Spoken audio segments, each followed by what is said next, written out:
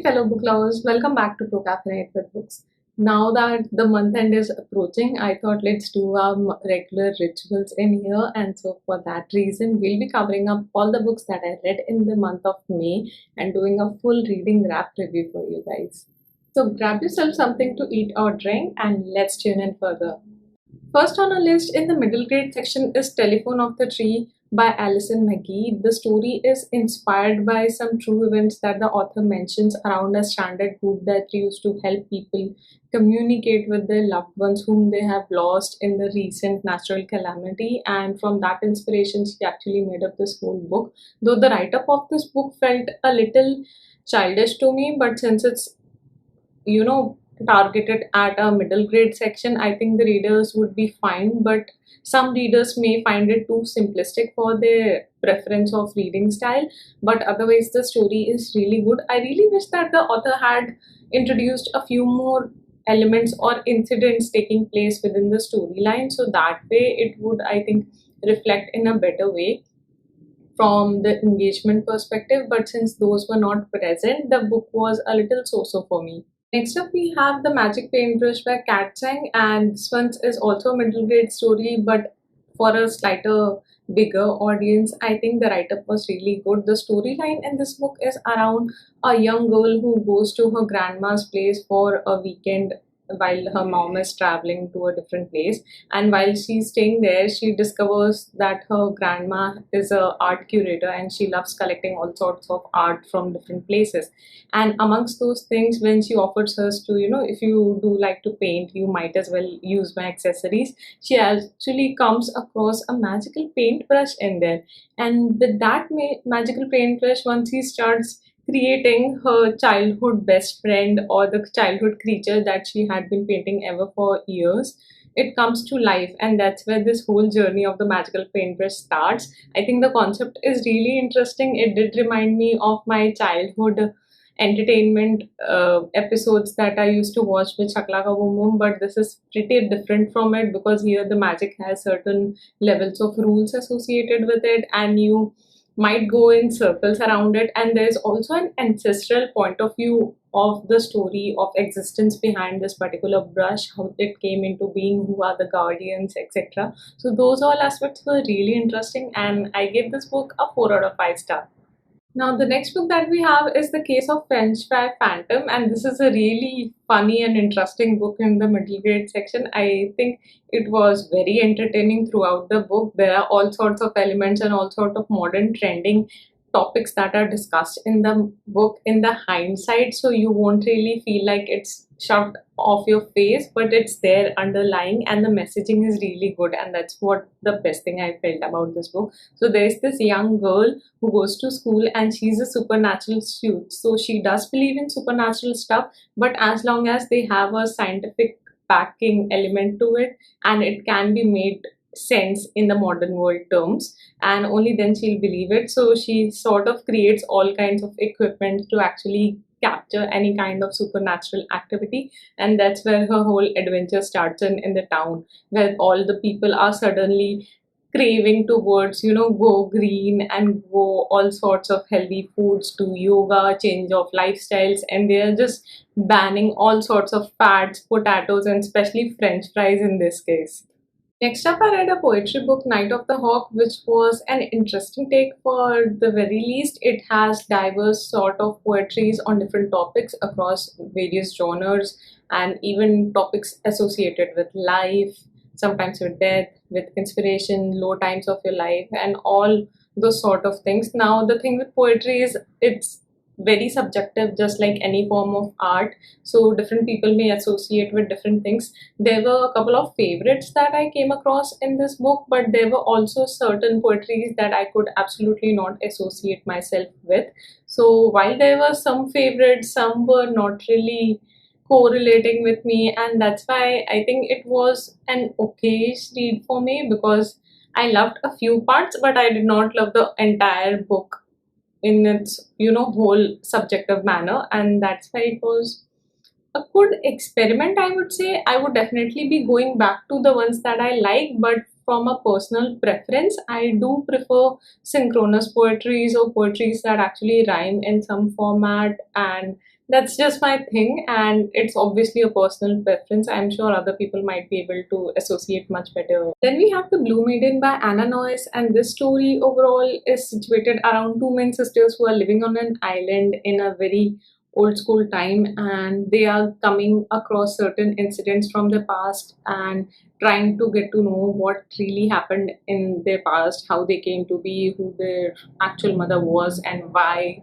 she was, framed for so many instances. And there is a slight hint of witch trials related story carrying throughout, but amongst the two sisters, mainly the story revolves, sometimes carrying through one sister's perspective, while at the other times it's discussing the second sister's perspective.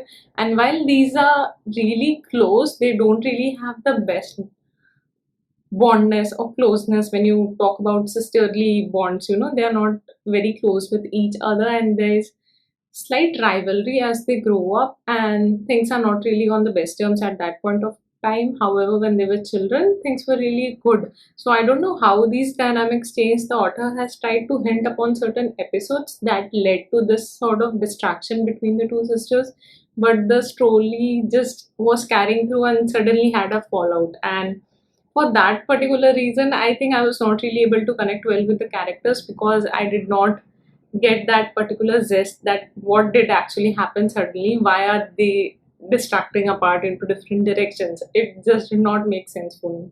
Next is Almost Family, and just to show you how much I really enjoyed reading this book, let me show you it's in entire physical form. That's how much. And no, I don't actually write on my books. I simply use these bigger tabs that allow me to, write stuff in here in a very small lettering, and that's how I usually use my tabs. And this annotation in here, if you can see, may speak for itself how much I actually enjoyed reading this book. And it's the story about a woman who is otherwise striving great at life. She's really productive, and she's always, up on her toes for her job, work, getting things done, etc. But then life gives her lemons, and she is struggling with cancer. And not just once, she is now at stage 4. And now that there is not a lot of hope and her days are limited, she just want to retract back from life, join a support group, talk to other fellow people who are, experiencing the same kind of a problem, and then discussing about their lives. And that's where she meets two other amazing people, and they bond really well. And it's actually a story about these three people and their backgrounds, their bonding together, and how they come together in life, sort of a discussion. And it's a little sad, it's quite depressing at times. It's also quite fuming when you talk about Liz's daughter. I think her name is Melisa. I was really rooting for them to get back together. For the most part of the book, it kept falling apart, and it made me so angry. I was so angry at Marissa for various reasons.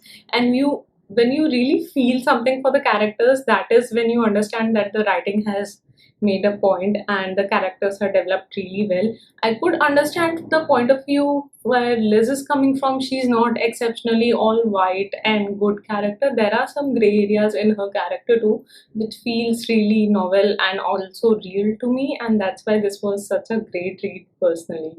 Moving on to the murder mystery sections, the books that I read in here were quite a few. Fatal First Edition was one of the murder mysteries of Books Around Book. There is a special book edition that was supposed to be in an auction but got pulled out at the last minute. And then the person who was carrying that special edition that got pulled up ends up being dead on the train. So it's a mixture of, The Oriental Express by Agatha Christie meet some books about books concept, and these together combined is the murder mystery altogether.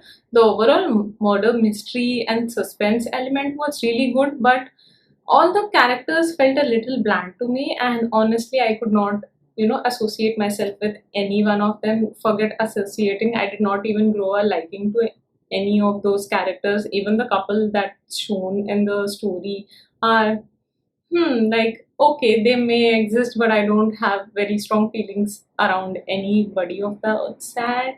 And that being said, it was a 3 star because of that reason. Like, the story is fine, but when you don't really connect with the story, it's like, yeah, okay, good for one time read kind of thing.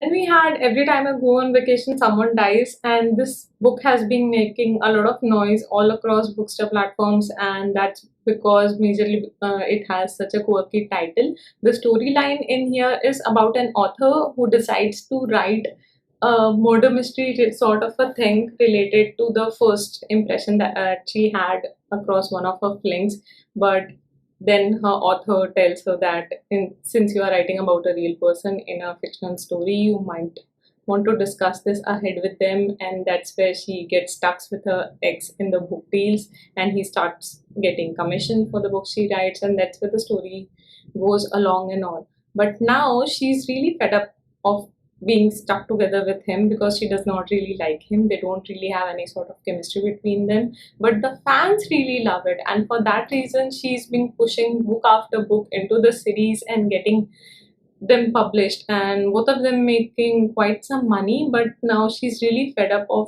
being stuck along with him at every event, book talk, launching parties, etc., etc. So now she has finally made up her mind that she's going to end the series, and by end she means that in the book the character whom she's stuck with, that character will die, and she's just trying to decide how to kill that character. That's where actual death threats start, coming to that character, and now he's saying that, oh, you are trying to kill me in real life so that you are not really stuck with me, and that's where the whole thing is going on, and people start dying after that, one after the another, and now it's really a small reclusive group, and one of them is lying and a murderer sort of a thing, and that was pretty interesting to read. But it is also a one time read for me, and I got to listen to this in an audiobook format, so that's all. Next up, we have The Housemaid is Watching by Frieda Mcfadden. Now, this is the third book in this series, and honestly, the story write up in this one was better than the second book, but the first one is still my favorite because of the goosebump related events that actually occurred, especially that hair pulling one. Oh my god. Anyways, this book was really good, and this follows the timelines of the book. So I would recommend you all to actually read the first and the second book first before reading this, because this happens in an after timelines of where the book two ended. Right now, our main character Millie is actually settled pretty well. She is married, has two kids, and is trying to move into the dream house that she really wanted forever and ever with a stable living, but they are really struggling to get their ends meet after buying this house. And suddenly, the place that they are living in right now, the society, though it appears on the outside to be really posh and secure, is very hostile for some reason, and the neighbors are either too nosy or either over friendly and getting in, circles around her handsome husband, and that's where the story is going to lead you in. However, the housemaid in question on the title of the book is not Millie in this scenario. That's all I'll say without doing any more leak proof sessions or anything. But the storyline was really great, mystery build up really great, and the end, you will think that okay, this is a closure, things are going to end, but things are not going to end at that point of time. There is yet another small scene added towards the end, and because of that it just made the reading experience so much better. And we have Death at Morning House by Maureen Johnson. She has written fabulous other stories like Truly Devious series as well, and I was expecting nothing less than flawless. The writing style in this book too is obviously amazing. I swerved through the book in just 2 days, so that says a lot. The story here follows a young girl who's on a date with another, so it has a LGBTQ trope element into it. Now, talking about the date that she went to, it ends up in a house fire, and now her life is totally tainted in that town. So she just wants to escape that town, that school, and everything. And that's where she decides to go on a summer job on an island. And when she lands on the island, there is a small little house that's sort of historical, and people come to visit the house, look around stuff, and all those sorts of things. Now, the thing is, all the people working there are almost young adults, not exactly adults to be precise. They are pretty young people, and they are working around. Some of them, or most of them, except this young girl, has been on that island together for a very long time, and she's the only newcomer. Now things and dynamics start changing when she starts to see that Font family vibe has gone all into the gutter and into the wrong direction, and from there are hidden secrets that are coming across in the house. Things are literally buried down deep for no one to discover, but obviously things happen and the murder mystery is going to be probably solved.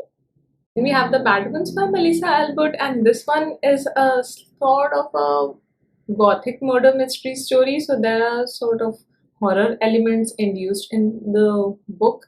This is about a town that has a very old history associated with dark magic, luring sort of things. And once upon a time, a game was invented. Goddess, count to 5 in the morning. Who is alive? And that's not exactly giving you any kind of spoilers, but there is a game that people in the town used to play, and it has a very long history associated with it.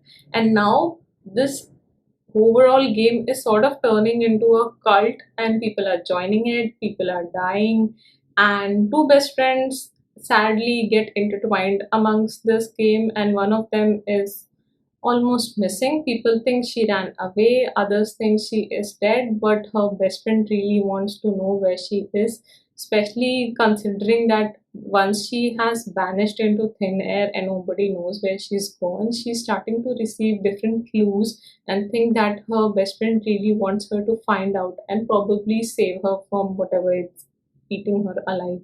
Moving on to the historical fiction section, I think there are books that have major theme of historical fiction with an underlining either fantasy or some sort of murder mystery or any other element that is going through, sometimes romance too.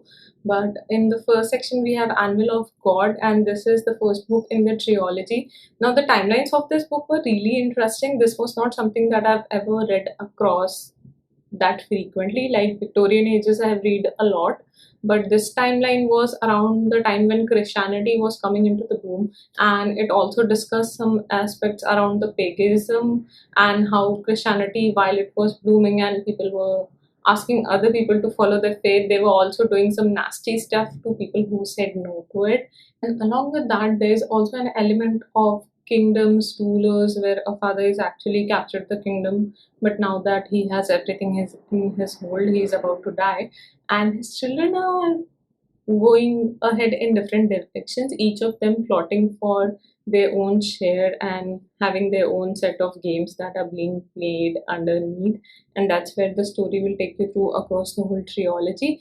Everything was good except the fact that each chapter, I literally mean almost each chapter, had some sort of a smutty scene or private scenes which I usually don't prefer to read, and for that reason the overall experience of reading this got a little sour for me, because I'm usually a clean reader and I did not feel that those elements were really necessary, because there was no storyline going amongst those things, right? So you could have easily skipped those heat spicy scenes and still made a beautiful book out there, but sadly it was not the case. The Last Note of Morning has a storyline of a woman who is trying to make her living and just survive on the bare minimum. She's hustling across two different jobs. In the daytime, she's really into being a delivery person at the elite houses where they, just deliver different dresses and beautiful etiquette sort of gowns that are elaborate and customized made, and she does the deliveries. In the nighttime, she is actually at a nightclub where the entry is for some special people and there's a code word as well. But things start to take turn when at a delivery that she's about to go to has a dead person across lying there, and that does not exactly happen in the way just I illustrated, but there's a dead person and she's over there, and now she's the prime suspect because she was there when that person died and he was alive before she arrived. So those mathematics just ask the police to put her into the top of suspect list, but then her boyfriend comes into the picture and bails her out, but she's not really off the tracks, and now she has to do the job of the police, find the actual killer, or else she will be going down for it nevertheless. I was sort of confused whether to put this in a murder mystery part or whether to put it in historical element, but the historical element, the world build up, and the writing style, and the ways the people communicate with each other, and the timelines, everything was so historical that I felt it was a little more prominent, and that's why I decided to discuss it in this particular section. Then we have Hyderabad and Kashmir, which is book 2 and 3 in the Partition trilogy by Manreet Sodhi, and the books are exceptionally written, especially when you talk about the lingo, the timelines of the book, the research on the book, and the topics that are discussed. They all feel so close to reality that at least people who have witnessed it or heard about the stories from their ancestors may find correlated to the stories mentioned in the book so well, the incidents that are occurring. Obviously the names and certain characters might be different, but the actual reality of what really happened when the partition of India was taking place and which regions were majorly impacted at those point of time is really depicted in a very well versed manner, and that was one reason why you would actually get a little emotionally attached to the characters as well, because the stories in here are so real down to the core that you just can't help but empathize with them. We are moving to the fantasy and mythology section where the first book is Evocation. Now, this was one of my anticipated books of this year, and there were just one and a half sort of elements that really didn't work out. Otherwise, the story was really beautiful. The storyline actually follows an elite secret society that actually dwells into dark magic with seances and all other sort of capabilities that humans possess, and they use those capabilities to communicate with the supernatural being and do all sorts of stuff that the society requires them to do. But then one of the people who is really a part of the society for a very long time starts suffering and having blackouts, and he thinks his doom is really coming, and that's where he reaches out to his long lost old friend who also used to be a part of that society. He's still a part of that society, but these two people are not really on good terms at the moment, and these two are somehow decided to co-work. They also had a love history in the background, but now the other person is married to a woman, so he has a present connection with someone else. So there is this sort of love triangle that's going on, and at till that point of time, the story was fine. But when the three of them started having feelings in two directions each, like each one of them having a special bond, like husband and wife having a special bond, the two exes having a special bond, okay, but that person having a bond with his wife, it just blew my mind off. And especially they are sort of trying to coexist in a polygamy, which is a concept that I particularly hate with all my heart, and I don't think it should be in existence. And for that very reason, I really found it very difficult to correlate with the story and why they were really doing certain things. And plus, if it had just been for a moment that was discussed in the story, it would have been fine. But that was the whole underlying theme of why they two decided to help that ex friend of theirs, and for that very reason it was like constantly budding under your nose, and that was not the best feeling for me. Moving on to Hera, which is a Greek mythology book, talks about Hera, who is the wife of Zeus, one of the main Olympus characters. And though I did not have very good luck with Jennifer Saint's stories in past, especially Electra, I did not like that story. This one was very different. In that case, it was prominent. It stuck to the main character that it was talking about, and throughout it showed you vivid colors of the characters of Hera, why she is the way she is, why she's perceived as such a cruel being, why she has such strong feelings of hatred, why she is married to Zeus on the first place and still hates him from the very core of her being, and is always managing to make mischiefs and try to kill his other offspring so that her own offsprings have a better chance. Those are all discussed in very much of a detail right from the start. So it's a good storyline and timeline that's been carried through, and that made this book a really good 4 out of 5 star read for me. Then we have The Branded, which is one of the best fantasy books that I've read this month. Honestly, I think it will go into my favorite stock for sure, by Jio Riccioni. Sadly, this ended on a cliffhanger, which was not the best taste to have in mind. It's left a bitter taste, but still, the storyline was so good that I'm still rooting for the next part to come out, and it's not coming out until next year or probably this year's end, which is a long, long way to go.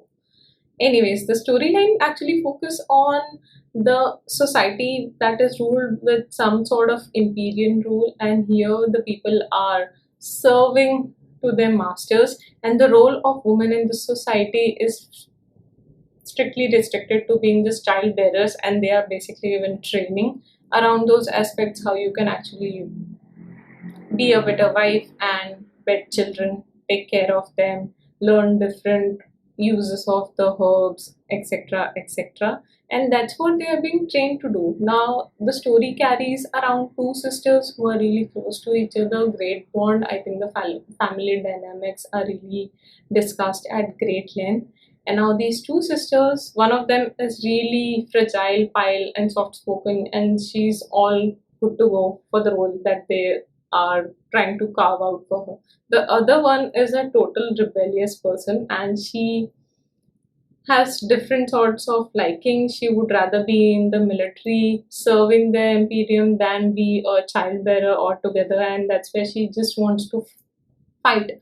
But at the end, she just comes out framed and being one of the branded ones. Now, the branded ones have some sort of a sign across their body which claims them to be some sort of a threat to the existing society because they have certain capabilities and magical abilities, to be specific, that allows them to be a threat for other people around them. But that's not really the case. As you go ahead into the story and explore the things forward, you will understand how Imperium is actually trying to manipulate the feelings of everyone around them. Moving on to the final book, the Book of Forgotten Witches is a great book. I've done a full readathon on this one. It was a graphic novel, and I decided to finish this book off in just one day. And so I'll try to link that up somewhere for you guys to watch the whole readathon. But long story short, it's a book about the different kinds of witches that are there. So the book is divided into 10 to 12 different chapters. Each chapter discusses the different kind of witches, how they came to be, what sort of coexistence do they have, what are their powers, what is their history, etc. All of those details. And then towards the end of the chapter, there will be different stories associated with them, some short stories, some long stories. And the overall book is just a beautiful compilation. I think it's very well researched. There are topics that you wouldn't expect to be discussed in there, but it's just astonishing to yet another level. And that, my friends, would be all the books that I read in the month of May. Let me know in the comments down below which of these books did you actually like to read properly, or you have thoughts that maybe you would like to add to your TBR for sure. And I'll catch up with you in my next video. Until then, keep your coffee strong and your TBRs long. Goodbye.